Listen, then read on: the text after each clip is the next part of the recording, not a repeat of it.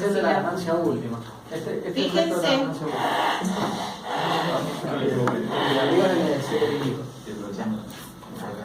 Claro, el tema está acá.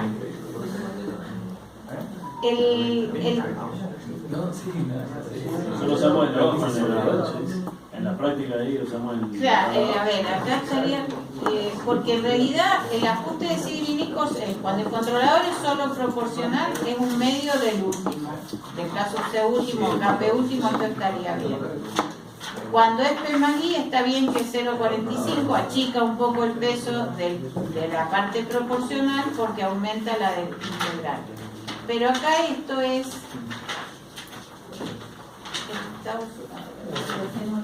Sí, dice 1.2. Pero es dividido tau. Sí, dividido el teclip.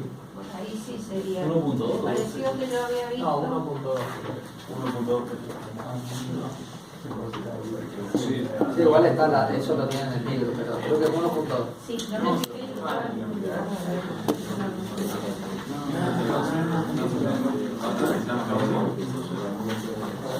Era 238.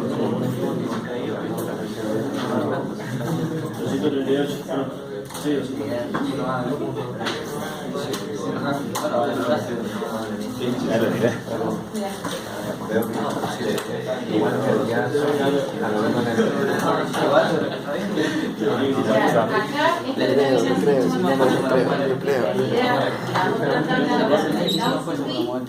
Y es tau sobre 1.2 y acá es tau sobre... Así estaría bien, así estaría bien. Esto es dividido en 1,2 dividido tau sub c y con eso obtienen ganancia integral. Si quieren ajustar el tiempo integral, tienen que hacer al revés. Tau, la constante de tiempo que viene de la frecuencia natural, dividido 1,2. El tema es que acá, con el P más I y con el P más D van a tener que calcular la frecuencia natural, que no la pueden sacar de RU. Entonces esa la van a tener que sacar del lugar de raíces. Van a tener un problema los de segundo orden. Van a tener que pensar. Los de segundo orden no cruza el eje imaginario. Menos mal que no se toca el tercer orden. ¿Entiendes? Donde la sacan la frecuencia última. No, al final a un solo grupo La le frecuencia última, cuando la sacan del gráfico, es donde corta al eje vertical. ¿Cómo es la raíz? Donde corta. ¿Cómo es la raíz del lugar de raíces cuando cruza el eje imaginario? 0 más menos j omega 1. Entonces, ¿cómo se saca el periodo último?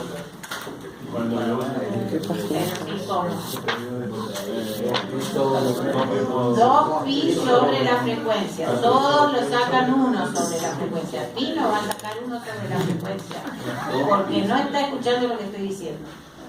Es 2 pi sobre la frecuencia. Está tan distraído que ni sabe qué estoy diciendo. Escuchó Pino por ahí así al voleo y no dice nada.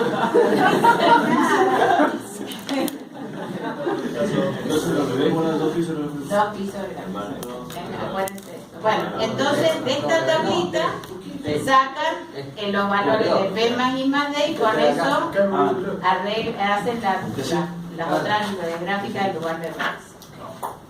Bien, hasta aquí llegamos a esto. Ah, pues me ilusionó. No,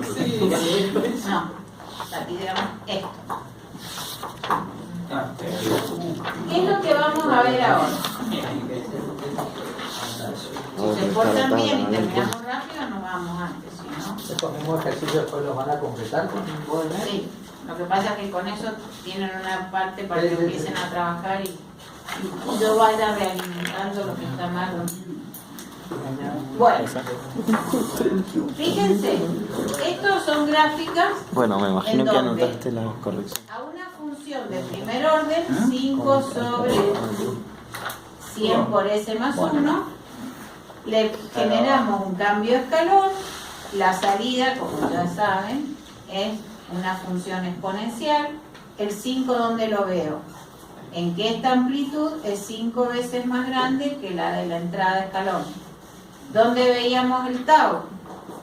en el 63,2% de este valor, o sea, por ahí es el tiempo que mido ahí. Hasta ahí todo era lindo porque la entrada no era variable, no tenía frecuencia variable. ¿Qué pasa cuando yo ahora, acá acuérdense que esto grafica siempre la entrada abajo y la salida arriba, no hay forma de cambiarle el orden, así que prestenle atención a nada. Fíjense que yo aquí generé 3 gráficas de funciones senoidales de frecuencia variable. ¿Qué es lo que vemos en los 3 casos? En los 3 casos vemos esta primera parte, que no es otra cosa que este E a la menos T sobre tau. ¿Cómo se llama esa respuesta? Libre o transitoria. Es la parte de la respuesta que depende de la función. Por eso es exponencial esta envolvente. Si ustedes se fijan, es esa E a la menos T sobre tau, que cuando hacemos la antitransformada vendría de las raíces de G. Y después que pasó ese transitorio, nos quedó una función senoidal estable, constante, que es la parte que depende de la entrada, que es lo que llamamos solución particular. ¿Y qué pasa? Fíjense que la amplitud de todas las señales senoidales de la entrada siempre fueron de la misma magnitud. Sin embargo, esta, una vez que pasó el transitorio, se quedó con una amplitud menor, esta se quedó con una amplitud un poco mayor y esta con un poco mayor. ¿Y de qué dependía esto? Esta amplitud final a la que llega la salida, cuando varío la frecuencia de la señal senoidal de entrada. Lo que cambia es, por un lado, la amplitud, es decir, la relación de amplitudes que hay entre esto y esto, entre esto y esto, y también cambió el desfasaje, porque si comparamos 2 picos equivalentes, este está retrasado respecto de este. Si pudiéramos medir este respecto, sería el 1, 2, 3, 4, 5, el quinto respecto del quinto, veríamos que esos corrimientos que se producen comparando el pico o el cero o el valor que quieran, de la salida respecto de la entrada también cambian. ¿Qué es lo que eso me está dando? La idea de que el K, que acá era siempre 5 y siempre que yo tenía un cambio en la entrada unitaria, la salida amplificaba 5 unidades, eso en realidad no se cumple cuando la entrada es de frecuencia variable. Y ese K es un K variable con la frecuencia. Cuando la frecuencia es baja, es decir, cuando la señal tiende a cambiar pocas veces por unidad de tiempo, el sistema tiene tiempo de tratar de llegar al K igual a 5. Pero mientras más rápido cambie la entrada, abro la válvula, la cierro, la abro, la cierro, no le doy tiempo a la variable de salida a excursionar hasta su valor final. Por eso cada vez esta amplitud es menor a medida que la frecuencia aumenta. Y el corrimiento es el equivalente al tau. Como que acá la función, el proceso tiene todo el tiempo para excursionar hasta su valor final, mientras que cuando yo le estoy cambiando la entrada de signo, la abro, la cierro, la abro, la cierro, el sistema está empezando a abrir, cuando ya le cierro la válvula, entonces vuelve a empezar a cerrar y nunca alcanza a tomar el valor final, salvo que le dé mucho tiempo, que tuviera otra gráfica en donde la función seno tuviera un periodo tan largo que se equipararía a un cambio de escalón, digamos, donde dejó de cambiar. ¿Qué otra cosa quiero que vean aquí? En esta le agregué un tiempo muerto. Entonces, ¿qué pasó? Hay un cambio en el retraso del inicio de la respuesta exponencial. Y ese mismo retraso se ve acá. Esto es lo que quiero que grafiquen. Yo provoco el cambio senoidal a partir de este punto y fíjense que hay un cambio en la salida un tiempo después. Y después aparece la función propia de la función de primero o de segundo orden o del orden que sea, en función del seno. Acá también, si yo comparo, está el retraso inicial y ahí también. Entonces acá lo que estoy comparando es para que vean que siempre la amplitud de la entrada fue la misma, lo único que yo cambié fue la frecuencia de la señal excitatriz. Siempre tengo ese transitorio que a veces se nota más, a veces menos, dependiendo del momento en que hice el cambio en la señal. Fíjense que acá está prácticamente desde cero, acá prácticamente el cambio arranca de acá, entonces se parece más a un impulso cuando la señal senoidal estaba en su valor mínimo que cuando estaba en su valor cero. Pero en definitiva, ante señales senoidales de frecuencia variable, a medida que la frecuencia fue más grande, la amplitud de la salida fue más chica. Y lo que yo tengo que comparar aquí es la respuesta cuando se estabilizó, es decir, la solución particular.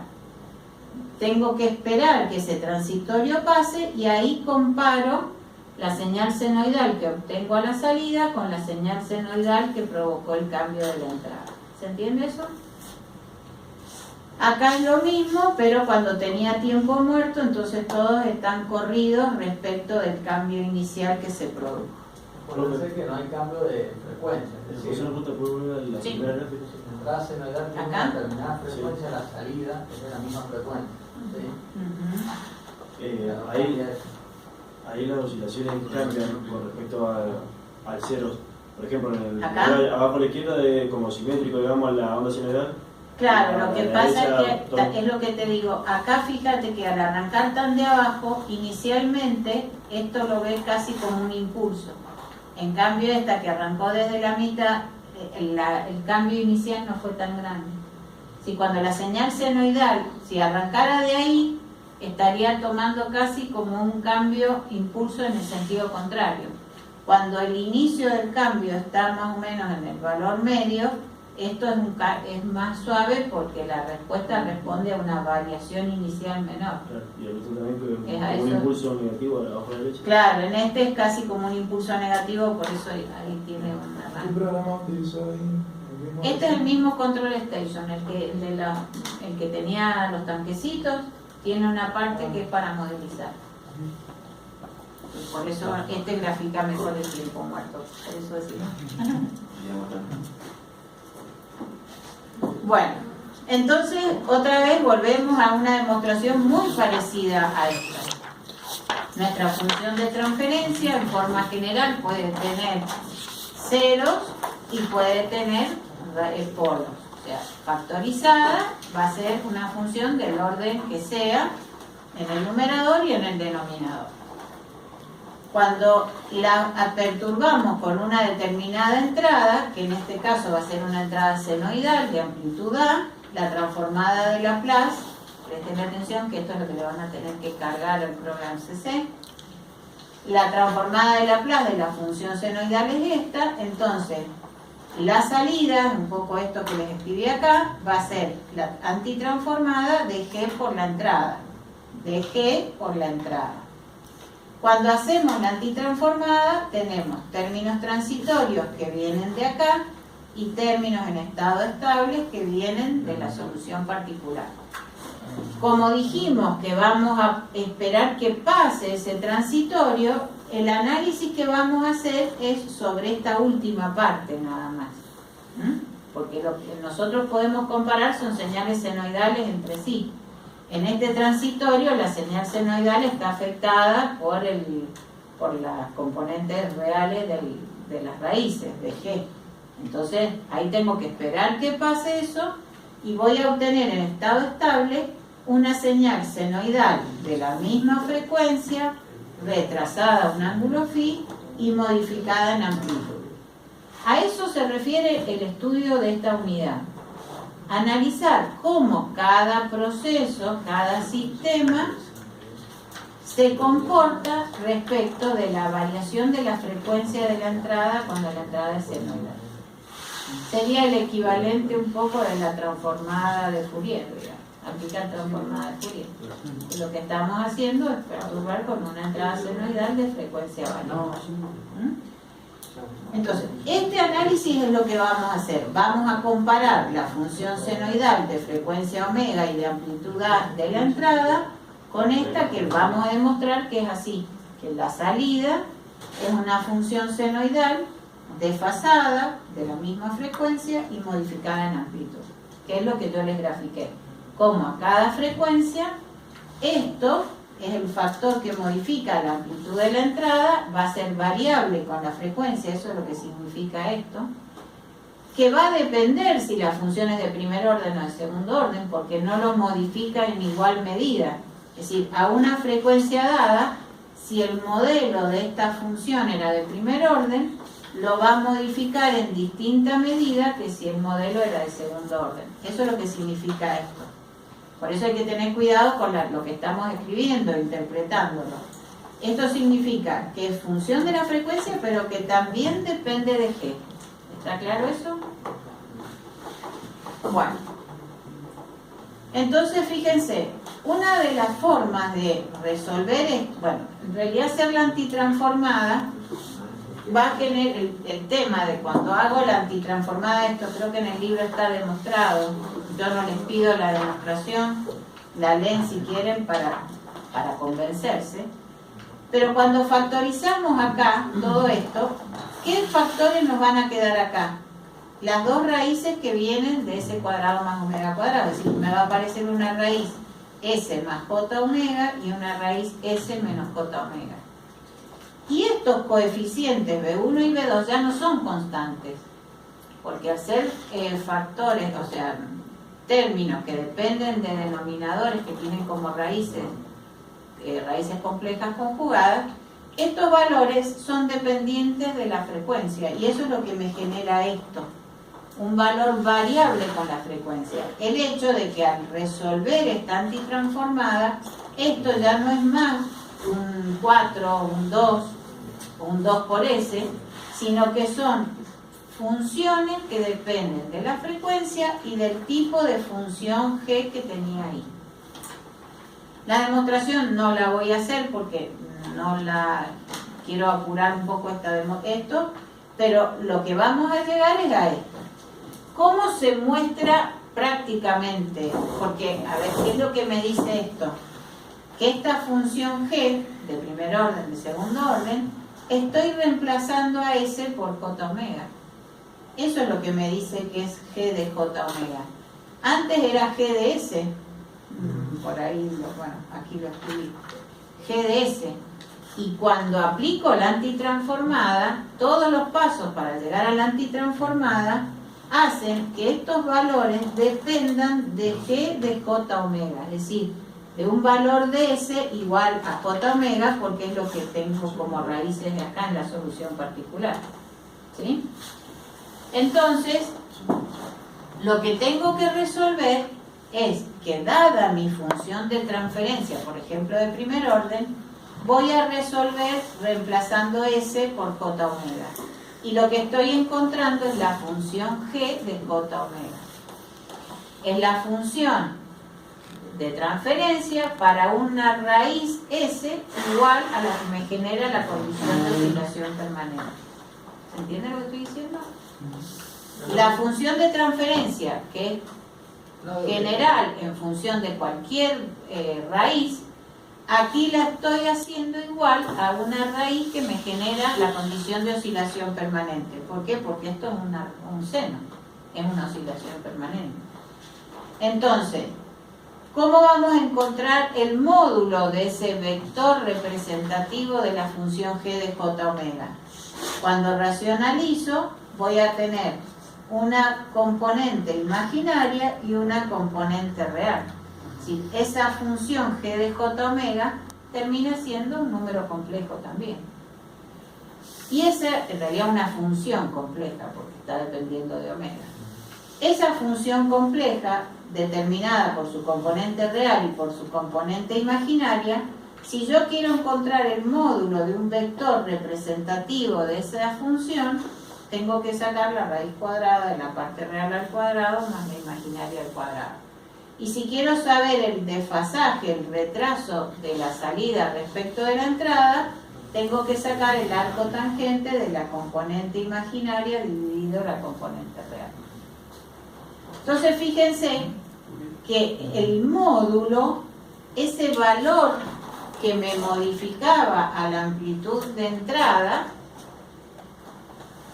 es un valor que es inversamente proporcional a la frecuencia, que es lo mismo que vimos cuando lo hicimos gráficamente. A medida que la frecuencia aumenta, la salida es más chica. Acuérdense que la transformada de Laplace no es otra cosa que una parte de Fourier. Es decir, la transformada de Fourier siempre expresaba cualquier tipo de función como sumas de distintas senoidales, por decirlo de una manera. Esto no es otra cosa que la transformada de Laplace hacemos lo mismo. Y acá estamos viendo que a medida que la frecuencia aumenta, esto disminuye, por lo tanto multiplicado por la amplitud de entrada me genera una salida más chica, mucho más chica mientras más grande sea la frecuencia, que es lo que graficamos recién. Y por otro lado, el desfasaje también aumenta, el retraso también aumenta con la frecuencia. Aumenta, retrasa más, pero no aumenta positivamente, sino que genera más retraso respecto de la entrada a medida que la frecuencia aumenta. Entonces, ¿para qué nos sirve esto? Aquí está, desarrollado de nuevo para una función genérica de primer orden, o sea, recién lo habíamos hecho para un caso particular, acá lo hacemos en una forma genérica, y vamos a ver que el módulo, o sea, el valor de la amplitud que modifica a la entrada, depende del tau, porque la función es de primer orden, y de la frecuencia. Y el retraso depende, esto es un tau, ¿no? Es de la frecuencia y de tau. Cuando la función es de segundo orden, es lo mismo. Tenemos que reemplazar a S por j omega, racionalizar, llegar a un denominador real, y vamos a tener una componente real y una componente imaginaria. Cuando hacemos la raíz cuadrada de los cuadrados de ambas componentes, llegamos a una función que también es inversamente proporcional a la frecuencia, pero acá a la cuarta. Quiere decir que las variaciones que genera una función de segundo orden en achicar la salida respecto de la entrada es mucho mayor que la que tiene una de primer orden, el doble.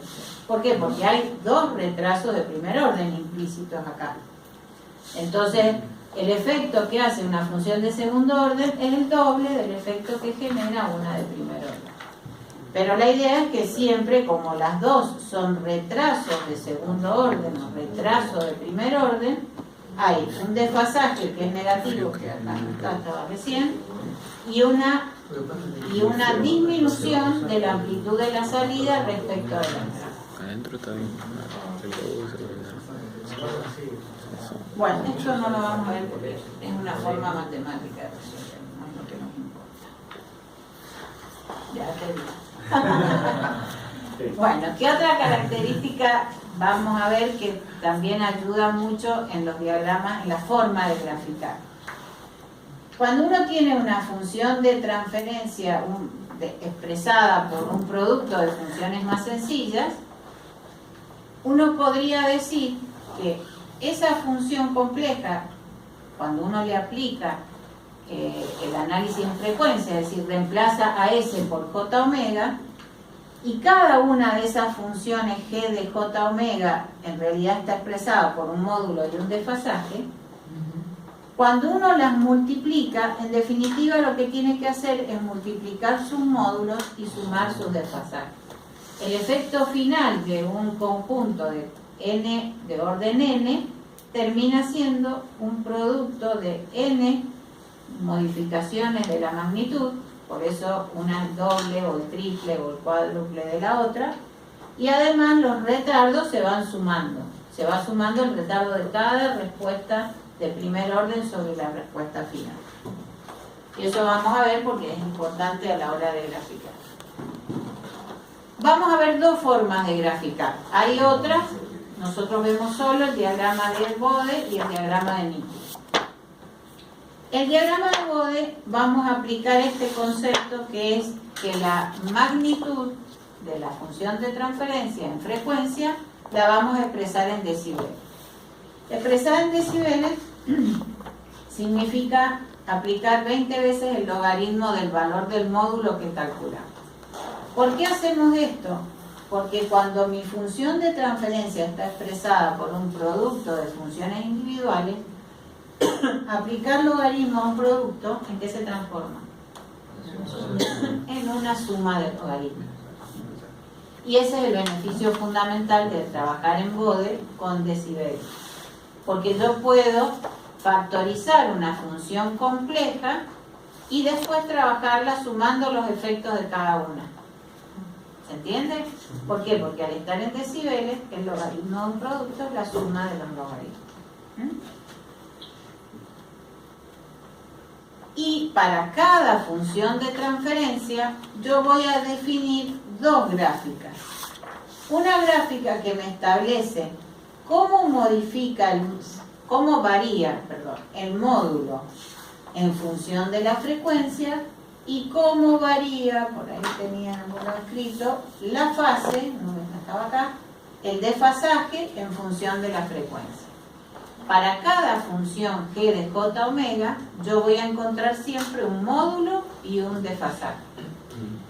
Puedo graficar las dos por separado, en una misma escala de frecuencia, y entonces para una determinada frecuencia yo puedo saber cuál es el valor de la variación de amplitud y cuál es el retraso de la salida respecto a la entrada.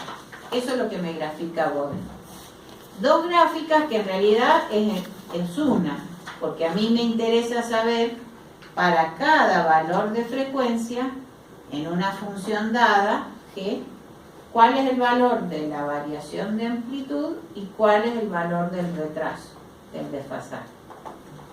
A veces, y el programa CC lo hace así, superpone las dos gráficas y mide las magnitudes en un eje a la izquierda y mide el desfasaje en un eje a la derecha. Pero siguen siendo dos curvas que están superpuestas solo por un eje de frecuencias común.